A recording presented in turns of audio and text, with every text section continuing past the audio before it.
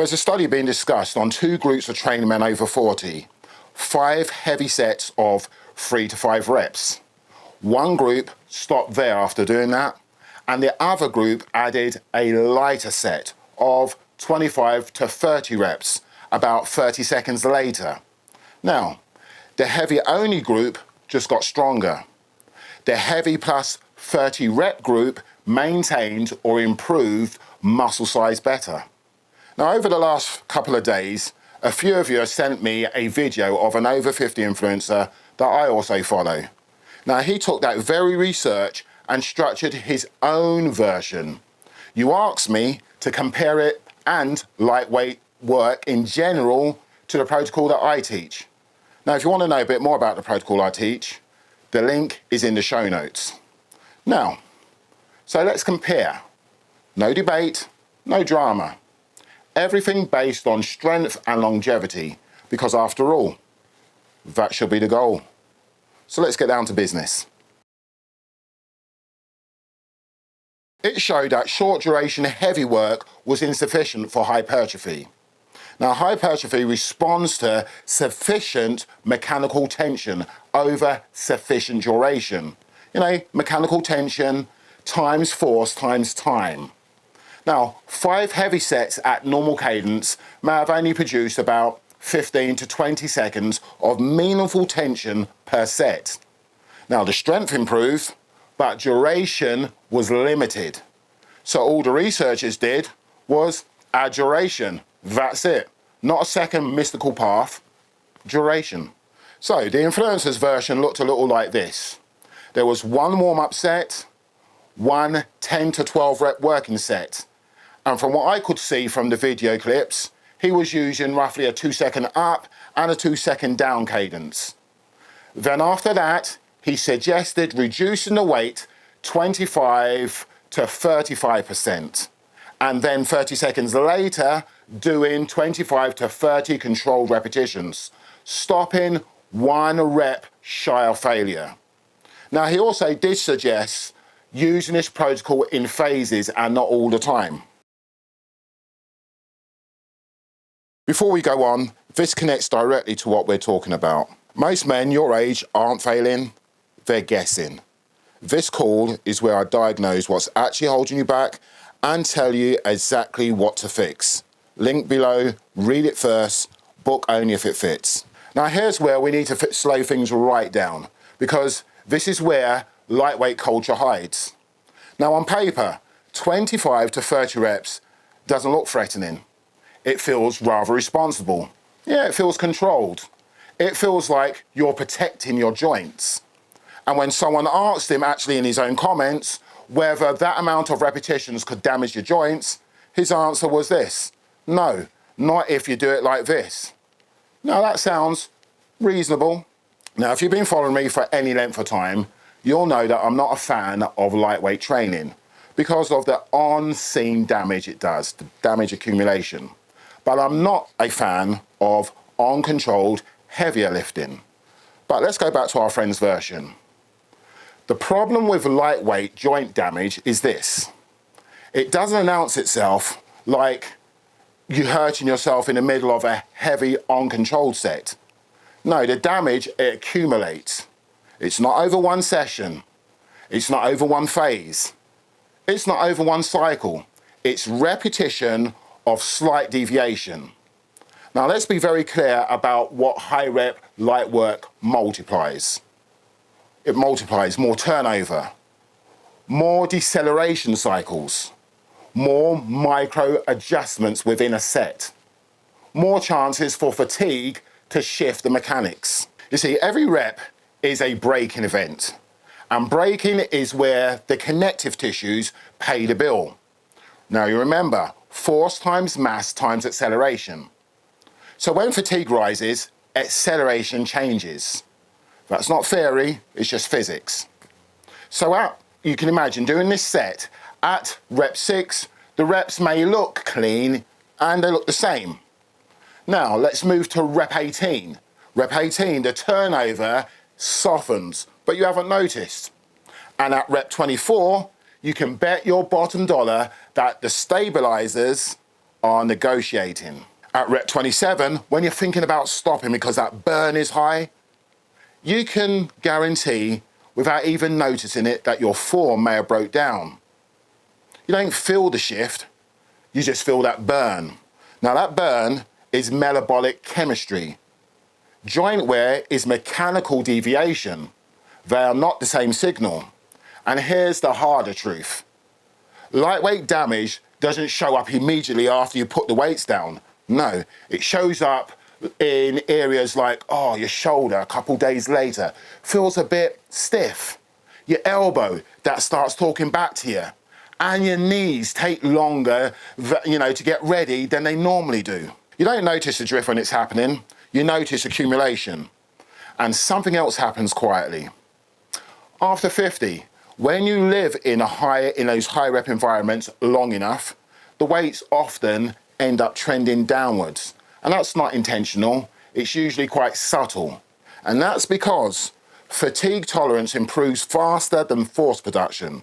So you feel stronger, but your loading ceiling quietly shrinks.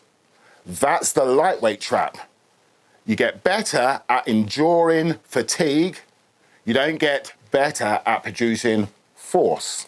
Now, I guess if myself and this influencer were talking right now, he would say, well, it's only for a phase of a few weeks, say 4 or 5 weeks. Fine.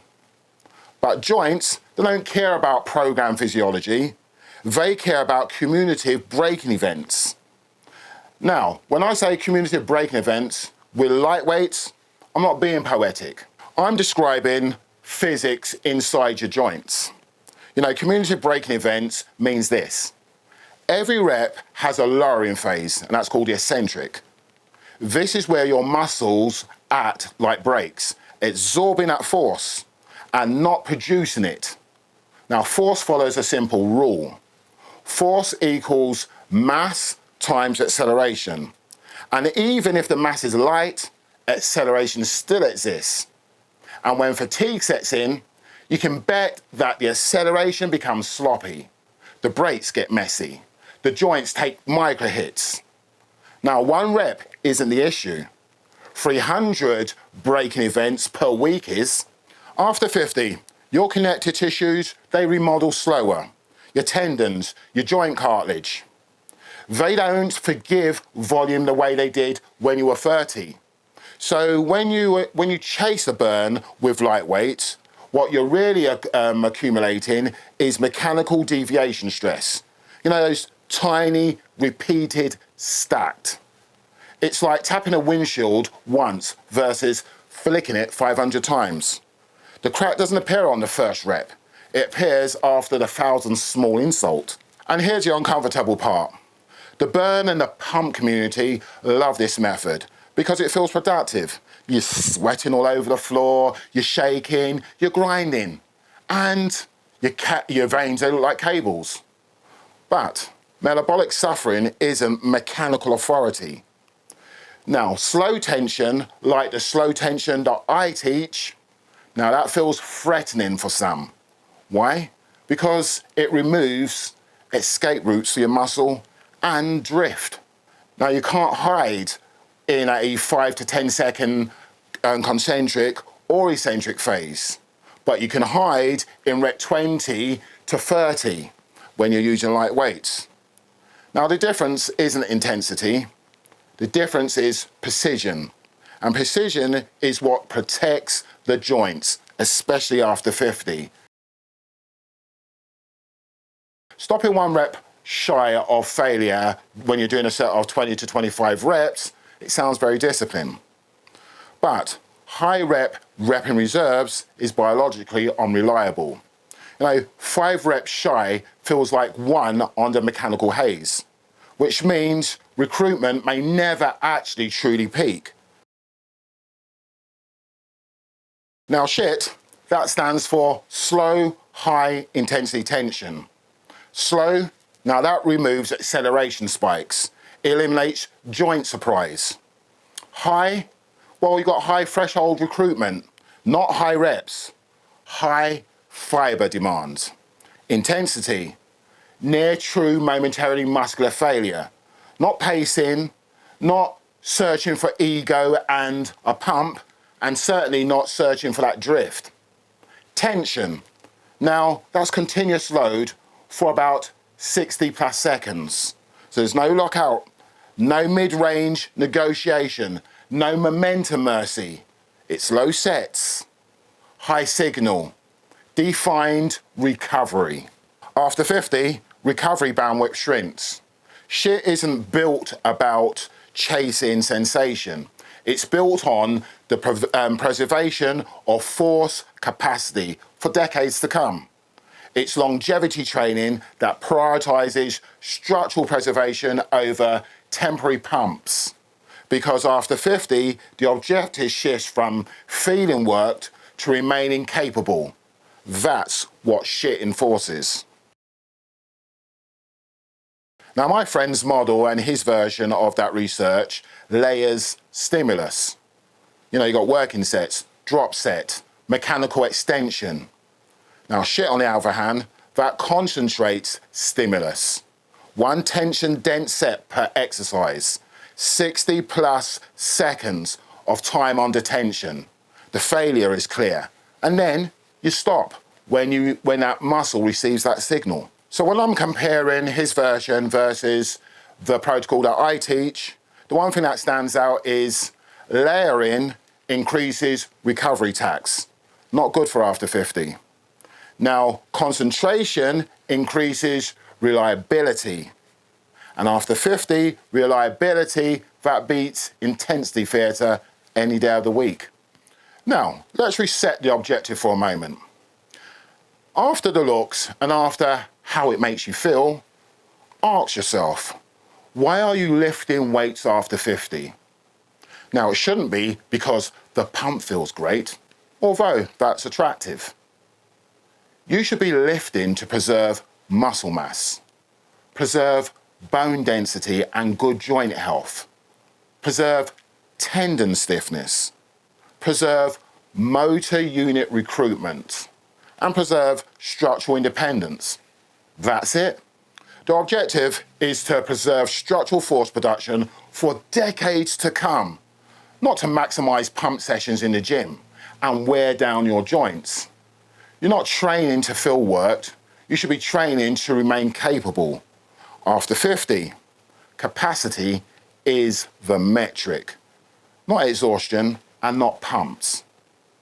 Because the mission continues. Peace.